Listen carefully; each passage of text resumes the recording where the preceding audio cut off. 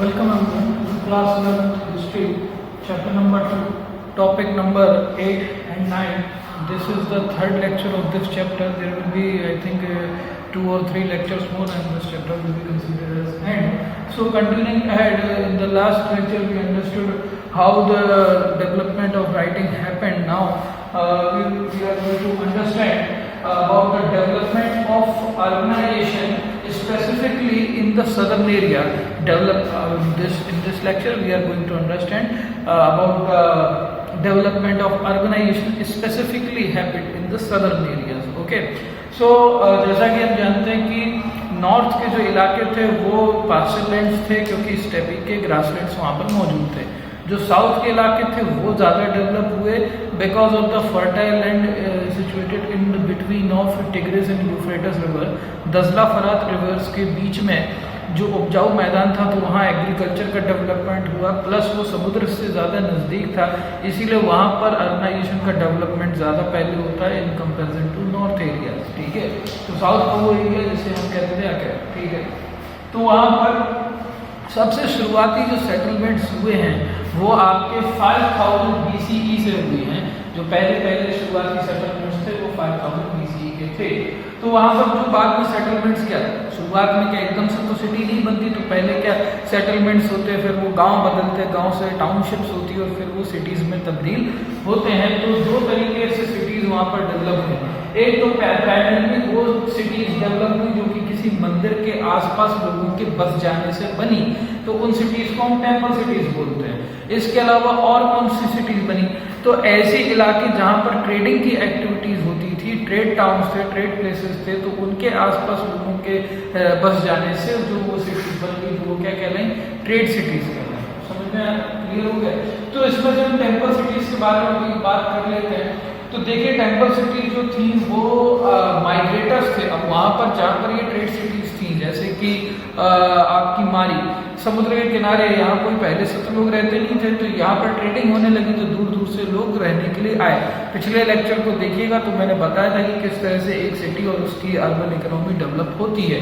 तो जब ये डेवलपमेंट हुआ तो ये क्या बाहर से आगे माइग्रेटर्स की वजह से ये जो है हैबिटेशन यहाँ पर हुआ. ठीक है, अब यहाँ पर एक टेम्पल मिला है इस सेटलमेंट में, जिसकी हम बात कर रहे हैं कहाँ की, पूर्व की. ठीक है, समझ में आएगा. तो इस जगह पर सबसे पहला जो टेम्पल मिला, ठीक है, वो ये मेसोपोटामिया की पूरे एक्सप्लोरेशन में मिला हुआ सबसे पहला टेम्पल है. तो इसमें जो टेम्पल मिला वो था किसका, उर गॉड. देखो उस समय के भगवानों के, उनके ईश्वरों, उनके भी अपने ईश्वर होते थे, उनके अपने भगवान होते थे, तो उनके नाम भी थोड़े से अलग हैं. ठीक है, तो जो चंद्रमा के देवता थे, मून गॉड, ठीक है, उनको ये लोग क्या बोलते थे, उर्व. ठीक है, तो एक तो इनका मंदिर था. ठीक है, और उसी मंदिर में एक और गॉडेस थी, देवी थी, जो कि किसकी थी, love, goddess of war, goddess of love. ठीक है, इनका नाम था, देवी का नाम था इनाना. ठीक है, तो और मून गॉड हुआ, दूसरा आपकी गॉड ऑफ मून और goddess of love and war इनाना. इनके मंदिर सबसे पहले यहाँ पर मिले थे, फर्स्ट नोन टेम्पल. ठीक है, अच्छा आगे हम बात करते हैं सिमिलैरिटीज जो है मंदिर किस तरीके के होते थे, उनकी घरों से हम तुलना करके देखते हैं. तो जो पहले घर जो आपके इनके होते थे वो बिल्कुल वैसे ही आपके मंदिर बनाए जाते थे. क्यों? क्योंकि ये एक कॉमन बिलीफ था कि भगवान अपने घर में रह रहे हैं, जैसे कि हम अपने घर में रह रहे हैं, तो जैसा हमारा घर है वैसे भगवान का घर है. लेकिन समय के साथ इसमें डेवलपमेंट होता चला गया, क्योंकि लोगों के घर तो बहुत सारे होते थे, लेकिन भगवान का घर एक ही दो होते थे. तो सारे लोग मिलकर उसके लिए डोनेशंस देते थे, दान देते थे, और इससे वो ज़्यादा एक्स्ट्रावेजेंट बनते चले जाते थे. तो टेम्पल्स शुरुआत में तो बिल्कुल वैसे ही थे जैसे कि आम घर थे लोगों के. ठीक है, लेकिन बाद में समय के साथ इनमें जो है एडिशन होता चला गया. वेल्थ जब क्रिएट होती चलेगी तो लोग इसमें ऐड करते चले गए. फिर बाद में आसपास अगर कोई व्यक्ति था, कोई लीडर था जो किसी इलाके को जीत लेता था, तो ये मान्यता होती थी लोगों में कि भाई एक देवता की कृपा की वजह से ये जो है इलाका हमने जीता है. तो वो पर्टिकुलर वॉर लॉर्ड जो जीत के आया था, वो लीडर, वो क्या करता था, इस देवता के लिए कुछ दान देता था, या जहाँ से कोई लूट मिली है अगर किसी जगह पर हमला करने के बाद, तो उस लूट का कुछ हिस्सा इस मंदिर की जो है संपदा में दान करता था, और उससे जो है क्या होते हैं, ये टेम्पल्स, ये मंदिर और ज़्यादा एक्स्ट्रावेगेंट धीरे धीरे होते चले गए। बाद में यही लीडर्स क्या वहाँ के किंग बने, और वो किंग जो होता है वो समझता है कि अगर जनता का सपोर्ट हमें चाहिए तो जनता का आइडल जो है वो है देवता, जो भगवान है, उनके लिए हम अगर अधिकतम कुछ कर सकेंगे तो हमें जनता की सिंपैथी भी मिलती रहेगी। ये उस समय की फिलोसफीज अलग होती थी कि आप भगवान के लिए ज़्यादा काम करोगे तो जनता के बीच में आपकी पॉपुलैरिटी बढ़ती चली जाएगी। तो उन्होंने ये मेथड्स अपनाए। तो धीरे धीरे शुरुआती तो टेम्पल का स्ट्रक्चर किसी ऑर्डिनरी हाउस के स्ट्रक्चर जैसे ही होता था, लेकिन समय के साथ क्या होता है, टेम्पल्स एक्स्ट्रावेगेंट होते चले। ठीक है, अब टेम्पल्स इंपॉर्टेंट हैं आपके मेसोपोटामिया की सिविलाइजेशन में, बहुत इंपॉर्टेंट है। ठीक है, क्यों है बहुत इंपॉर्टेंट? क्योंकि टेम्पल तो है ही, लेकिन कल्चरल सेंटर भी है। कल्चरल सेंटर, ठीक है, कल्चरल सेंटर का मतलब कि उस पूरी सिटी में या उस पूरे इलाके में, उस सेटलमेंट में, उस गांव में कहीं भी कोई अगर पूजा पाठ का कोई स्थान होता था तो यही टेम्पल होता था। तो it was a common place for worship, तो दैट्स वाई एक कल्चरल सेंटर भी बनता था। इसके अलावा शादी ब्याह के, विवाह के जो काम होते थे, मैरिजेस होती थी, ये सब भी यहीं पर परफॉर्म की जाती थी। प्लस इसके अलावा गैदरिंग्स जो की जाती थी, लोग आते थे, इकट्ठा होते थे, भजन कीर्तन करते थे, वो सब भी यहाँ होता था।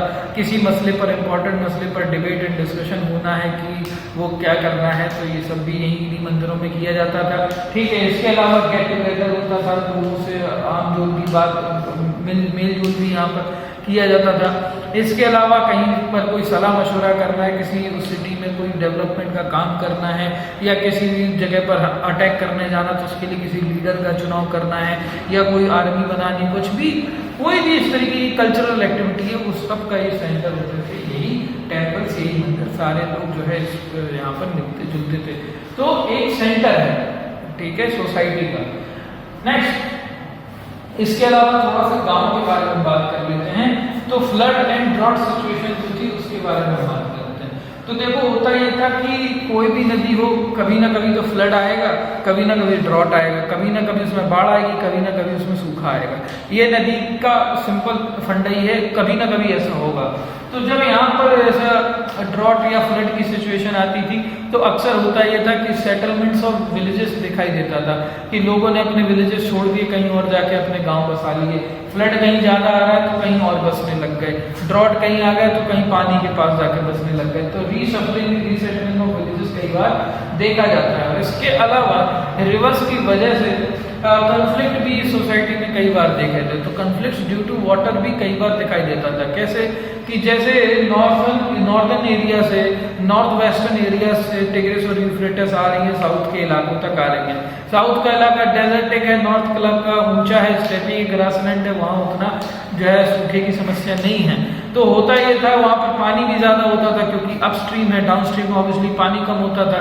तो कई बार ऐसा होता था कि अपस्ट्रीम वाले जो लोग थे, नॉर्थ वेस्टर्न इलाके के जो लोग थे, वो अपने खेतों के लिए नदी से पानी ज़्यादा मोड़ लेते थे, निकाल के ले जाते थे। तो इस वजह से सदर्न जो डाउनस्ट्रीम के लोग थे, सदर्न इलाके के जो लोग थे, उनके लिए पानी की कमी हो जाती थी। और कई बार ऐसा भी होता था कि रिवर में जो नेचुरली सिल्ट फ्लो करके आती है, सेडिमेंट जो नेचुरली फ्लो करके आता है, उसकी वजह से रिवर की जो है चौड़ाई, विड्थ ज़्यादा बढ़ जाती है, डेप्थ कम हो जाती है, जिस वजह से पानी डाउनस्ट्रीम में कम पहुंच पाता है। इस वजह से क्या होता था, इन सारे फैक्टर्स की वजह से सदर्न एरियाज में पानी की कमी हो जाती थी, जिस वजह से ये देखा गया कि कई बार नॉर्थ और साउथ के बीच में पानी की वजह से कन्फ्लिक्ट भी हुए हैं।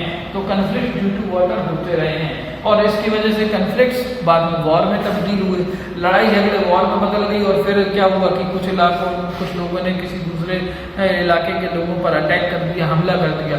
तो जो भी जीता है इसमें, उसने क्या किया कि जहाँ जिन लोगों को जीता है उनको प्रिजनर्स ऑफ वॉर बनाया, उनको स्लेव बनाया, अपने इलाके में लेके आए, जबरन उनसे काम कराया। ठीक है, कोई उन्हें ऐसा सैलरी नहीं मिलती थी उस चीज़ के लिए, लेकिन ये भी था कि आपको खाना पीना देते रहेंगे, इतना करते रहेंगे कि आपकी मृत्यु ना हो, लेकिन आपको काम तो करना ही पड़ेगा, कंपलसरी वर्क करना पड़ेगा। किसके लिए? किंग के लिए या लीडर के लिए, जो कि उस समय अटैक करके आया है, जीत के आया है। बिजनेस ऑफ वॉर्स को किसको जो है कंपलसरी वर्क करना पड़ता था in exchange of foods and cloth, ठीक है। और वो वर्क में क्या होता था, जैसे किसी मंदिर है, कोई मंदिर है, उसका कंस्ट्रक्शन करना है, रिस्टोरेशन करना है, ये काम हो सकता है। राजा के लिए कोई महल या टेम्पल या किसी और बिल्डिंग का जिसकी जो बनाना चाहता है उसका कंस्ट्रक्शन का काम होता है। इसके अलावा धीरे धीरे जब ये काम होते चले गए, बढ़ते चले गए, तो समय के साथ जब आर्किटेक्चर का डेवलपमेंट हुआ तो वैसे वैसे टेक्निकल जो है डेवलपमेंट भी होता चला गया आर्किटेक्चर में। जैसे शुरुआत में होता ये था कि लकड़ी से छतों को साधने के लिए, छतों को होल्ड करने के लिए लकड़ी के आर्चेस बनाए जाते थे, लेकिन समय के साथ हुआ कि ये आर्चेस लकड़ी की जगह ईंटों के बनने लग गए। क्यों? क्योंकि लकड़ी उतनी ईजिली अवेलेबल नहीं थी उस इलाके में, तो ईंटों से बनाने लग गए। और ईंटें जो है हिलती डुलती नहीं थी, वो स्टेबल रहती थी, आपस में फिक्स रहती थी। तो ये एक आर्ट थी, ये एक इंजीनियरिंग थी, ये एक टेक्निक थी जिसका डेवलपमेंट साथ में हो गया, ठीक है, क्योंकि इस तरफ काम काफी हुआ, ठीक। तो वापस आते हैं, तो यही जो लीडर्स थे बाद में जिन्होंने वॉर जीते, ये अपने इलाके में इनका प्रभुत्व बढ़ा, अपने जहाँ से ये बिलोंग करते थे उस इलाके में इनकी पैठ, इनकी पहुँच और इनके चर्चे हुए। इस वजह से यही लीडर्स बाद में इनकी लीडरशिप क्या किंगशिप में बदलती हुई दिखती है। यही बाद में क्या बने, उस इलाकों के अपने अपने इलाकों के क्या बने, राजा बने, ठीक है। तो वैसे ही एक हम एक सिटी की बात कर देते हैं, जैसा कि हमने बात की थी उरुक की, ठीक है। तो जैसे एक सिटी है मानी, वैसे ही एक सिटी है उरुक। देखो ध्यान रखना, उर इज डिफरेंट, उर is a moon God, God of moon. Uruk वो अलग है, उरुक एक सिटी का नाम है, URUK, उरुक एक सिटी का नाम है, ठीक है। तो उरुक की हम बात करते हैं, तो ये क्या है, एक ऐसी सिटी है पूरे मेसोपोटामिया में जो कि वॉल्ड स्ट्रक्चर है, वॉल्ड है, यानी सिटी बसी हुई है और उसके चारों तरफ क्या है, एक दीवार बनाई है, खूब ऊंची सी वॉल स्ट्रक्चर जो है बनाया हुआ है। ऐसा क्यों किया जाता था कि सिटी है बसी हुई और उसके किनारे किनारे काफी दूरी पर एक वॉल क्रिएट कर दी गई। ऐसा इजीली किया जाता था कि अगर बाहर से कहीं कोई अटैक करने आता है तो वो इस वॉल की वजह से क्रॉस न कर पाए। ध्यान दीजिए उस समय पर बैलगाड़ियां ही ज्यादा, बहुत बड़ी से बड़ी चीज अगर कोई ट्रांसपोर्ट की या कोई व्हीकल के नाम पर हो सकता था तो वो बैलगाड़ी हो सकती थी। और जाहिर सी बात है उस समय ऐसे कोई टेक्नोलॉजिकल मार्वल या इंस्ट्रूमेंट्स नहीं थे जो वॉल को क्रॉस कर ले जाएं, हमें उस हिसाब से सोचना है। तो वॉल्ड स्ट्रक्चर एक तरीके का बहुत बढ़िया डेटरेंट होता था बाहर के अटैक से बचने के लिए। तो काफ़ी मोटी मोटी दीवारें जो है उनके चारों तरफ हमें मिली हैं। और एक इम्पॉर्टेंट चीज़ ये भी है कि अपने यहाँ हमारे इंडिया में जो इंडस वैली सिविलाइजेशन हुई है, उस पूरी सिविलाइजेशन में एक समय पर माना जाता था कि मोहनजोदड़ो सबसे बड़ी जो है क्या है, सेटलमेंट है। यानी इंडस वैली सिविलाइजेशन इतनी बड़ी है, उसमें मोहनजोदड़ो एक सिटी ऐसी है जो कि सबसे बड़ी सिटी है। तो बताना चाहता हूँ कि मोहनजोदड़ो से भी डबल साइज की एक सिटी थी जो कि मोहनजोदड़ो से 1000 साल पहले एग्जिस्ट करती थी, उसी का नाम है उरुक। तो ये इस वजह से भी इम्पोर्टेंट है। क्यों? क्योंकि एक मार्वलस पूरे वर्ल्ड में फेमस है मोहनजोदड़ो जो अपने साइज के लिए, ये उससे डबल साइज की थी और उससे 1000 साल पहले एग्जिस्ट करती थी। यानी कि आप समझ सकते हो कि इसमें कितने सारे लोग और कितने ज़्यादा जो है यहाँ पर अर्बनाइजेशन कितना ज़्यादा हो चुका था मोहनजोदड़ो से 1000 साल पहले ही, ठीक है।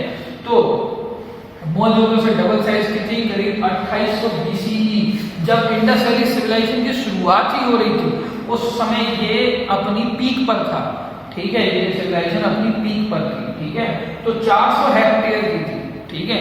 मोहनजोदड़ो मैक्सिमम 250 भी क्रॉस नहीं कर पाई, लेकिन ये 400 हेक्टेयर की थी 2800 BCE में। 2800 BCE में उरुक सिटी का साइज 400 हेक्टेयर से भी ज्यादा का था, ठीक है। तो हमें ध्यान देना है कि ये डेवलपमेंट हुआ कैसे। देखो सेटलमेंट जो होते थे उसमें जो विलेजेस होते थे वो इसीलिए बने। एक फैक्टर ये भी था कि गांव कोई है, उसका मुखिया चाहता है कि ज़्यादा से ज़्यादा किसान जो है इसी गांव के आसपास रहें, कहीं दूर दूर जाके अलग अलग ना रहें, ताकि कभी अगर अटैक हो जाए तो इमीडिएटली जो है सारे लोगों को इकट्ठा करके डिफेंड करने के लिए एक आर्मी जो है बनाई जा सके। तो ये एक रिकॉग्नाइजेशन ऑफ आर्मी का ये कॉन्सेप्ट बाद में बढ़ता चला गया और फिर आप देखते हैं कि इसी से ही जो है एक कंसोलिडेटेड सेटलमेंट का निर्माण हुआ, जो कि बाद में टाउनशिप्स और उसके बाद में सिटी के रूप में दिखाई देते हैं। तो इतनी सारी हमने इंफॉर्मेशन देखी, इतना सब हमने जाना, तो ये आज हमें कोई बताने के लिए है क्या? नहीं है। लेकिन कुछ हमें फिर पता कैसे है तो most important sources of information are stele plates, जो कि वहाँ एक्सकेवेशन के टाइम पर मिली हैं, स्टेल मटेरियल की प्लेट्स बड़ी बड़ी मिली हैं, जिनसे हमें इंफॉर्मेशन जो है मिली, जिनमें लिखा हुआ था यूनिफॉर्म राइटिंग में, जिसके बारे में पिछले लेक्चर में हम बता चुके हैं, और उसको स्टडी करने के बाद जो है आज हमें इतना सब कुछ पता चलता है। ठीक है, तो जैसे कि इतनी बड़ी सिटी, अब उसका सेंटर क्या है? टेंपल। सब कुछ क्या टेंपल के आसपास सारा कुछ है टेंपल से ही रिलेट हो रहा है। कोई बिजनेस बड़ा हो रहा है, कोई ट्रेडिंग बड़ी हो रही है, कोई शादी बड़ी हो रही है, कुछ भी हो रहा है, कल्चरल एक्टिविटी सब कुछ जो है टेंपल के ही थ्रू हो रहा है। और ध्यान देने की बात है, टेंपल के कंस्ट्रक्शंस ने ही आपके मेसोपोटामिया के आर्किटेक्चरल टेक्नोलॉजिकल मार्वल को भी रिप्रेजेंट किया। ठीक है, तो टेंपल आर्किटेक्चर की वजह से वहाँ पर आर्किटेक्चर की टेक्नोलॉजी में भी एडवांसमेंट आए। तो उसके साथ साथ सिर्फ आर्किटेक्चर की टेक्नोलॉजी में ही एडवांसमेंट नहीं आए, बल्कि डिजाइनिंग कि मंदिर को कैसे डिजाइन करना है, उनकी शेप क्या होगी, डिफरेंट टाइप के आर्टिफैक्ट्स क्या होंगे, क्राफ्ट का एवोल्यूशन हुआ कि अलग अलग तरीके के स्किलफुल डिजाइनर एलिमेंट्स और क्राफ्टफुल चीजें बनी। आर्ट का भी जो है डेवलपमेंट हुआ कि सुंदर तरीके से हम किस तरह से पल्स को, मेटल को, लार्ज वर्क को, अलग अलग मणियों को, अलग अलग स्टोन्स को हम किस तरह से एक डिजाइनर पैटर्न में जो है सुंदर तरीके से सजा के बना सकते हैं। तो इन सब चीजों का भी साथ में डेवलपमेंट हो रहा है। समझ में आ गया? इसके साथ एक और चीज, बहुत बड़ी घटना, जो कि उस समय तक की पूरी हिस्ट्री में सबसे बड़ी घटना अगर कहूँ तो कोई इसमें हैरानी की बात नहीं है, उसका इन्वेंशन हुआ, उसका क्रिएशन हुआ, जिसको बोलते हैं पॉटर्स चॉक। ठीक है, पॉटर्स व्हील, समझ में आ रहा है? पॉटर्स व्हील क्या मतलब? कुम्हार का चाक। जो आपने देखे कुम्हार जो कि बर्तन बनाते हैं मिट्टी के, तो वो एक व्हील उनका होता है जिसको घुमाते हुए उस पर वो बर्तन का शेप जो है अपना डिजाइन करते हैं।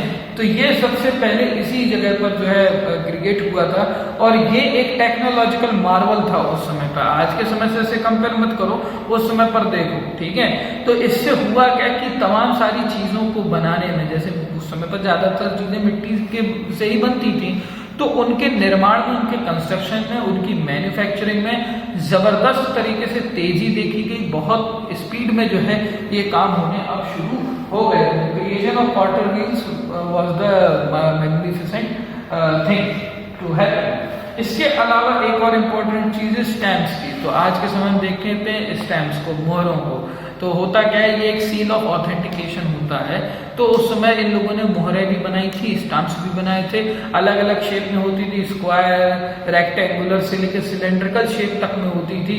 सिलेंड्रिकल शेप की जो आपकी स्टैंप होती थी, उसके आसपास एक छेद रहता था जिसके थ्रू आप लकड़ी लगाते थे, और इसको जो है इंक में डाल के किसी भी जगह पर जो है रोल करके जो है मोहर को, स्टैंप को छाप दिया जाता था, जिससे क्या होता था, एक सील ऑफ ऑथेंटिसिटी भी बनती थी। तो इस तरीके की जो है स्टैम्प्स भी बनाए गए। इस तरह से सर्वन अर्बनाइजेशन का टॉपिक हमने कवर किया। Next topic is city life. City life के बारे में बात करते हैं। तो सिटीज होती थी उस समय की, वहां पर जीवन कैसा होता था, कैसा होता होगा कि मेसोपोटामिया के एक शहर में रहना, किस तरीके का वो एक्सपीरियंस होता होगा, उसको हम देख लेते हैं।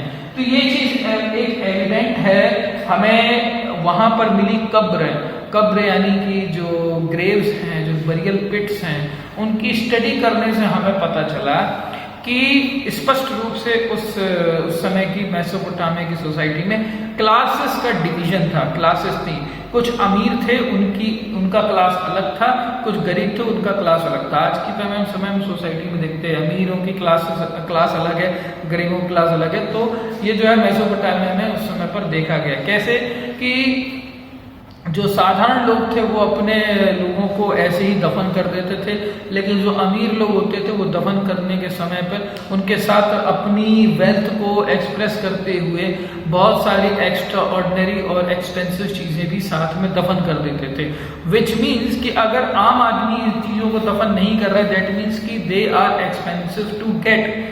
अगर वो महंगी हैं कि हम खरीद ही पाएँ, तो फिर उनको खरीद के रखना ज़्यादा बेहतर है बजाय कि दफन करने में। लेकिन अगर कुछ लोग दफन भी कर पा रहे हैं तो इसका मतलब कि वो बहुत ज़्यादा अमीर रहे होंगे। और स्पष्ट रूप से उन्होंने एक अलग तरीके का कल्चर जो है अडॉप्ट किया बाकी ऑर्डिनरी लोगों से। तो इसका मतलब है कि सोसाइटी में क्लास बेस्ड डिवीजन था, ठीक है। तो ये हमें एलिट्स की स्टडी, एलिट्स की जो ग्रेव्स थी उनकी स्टडी से हमें पता चलता है सोसाइटी में क्लासेस थी।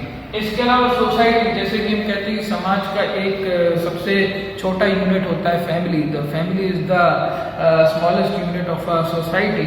तो उसमें जो फैमिली होती थी उनके सोसाइटी में वो होती थी न्यूक्लियर फैमिली, यानी छोटा सा परिवार। यानी कि कोई व्यक्ति है, उसके माता पिता, उस व्यक्ति के बच्चे और उसकी पत्नी, बस ये एक छोटा, कोई बड़ा एक ज्वाइंट फैमिली ग्रुप में नहीं रहते थे। न्यूक्लियर फैमिली का उनका सारा हिसाब किताब होता था, ठीक है। इसके अलावा मैरिजेस के सिचुएशंस किस तरीके की रहती थी, तो शादी करने के लिए उसका अनाउंसमेंट किया जाता था कि भाई हम इनके यहाँ शादी कर रहे हैं। फिर उसके बाद अगर लड़के ने अनाउंसमेंट किया तो फिर लड़की वालों की तरफ से एक जो है ग्रेटिट्यूड और एक एक्सेप्शन बताया जाता है कि हम एक्सेप्ट करते हैं आपका प्रपोजल। देन प्रपोजल एक्सेप्ट हुआ तो उसके एवज में जो है एक, आप समझने के लिए कह सकते हो रिवर्स डाउरी, ठीक है। वैसे उतना परफेक्ट तो नहीं है लेकिन हाँ समझने के लिए कह सकते हो। तो वर पक्ष जो ग्रूम होता था वो ब्राइड को कुछ, वाइफ ब्राइड की साइड को कुछ जो है क्या देता था, गिफ्ट देता था, तोहफे देता था, ठीक है।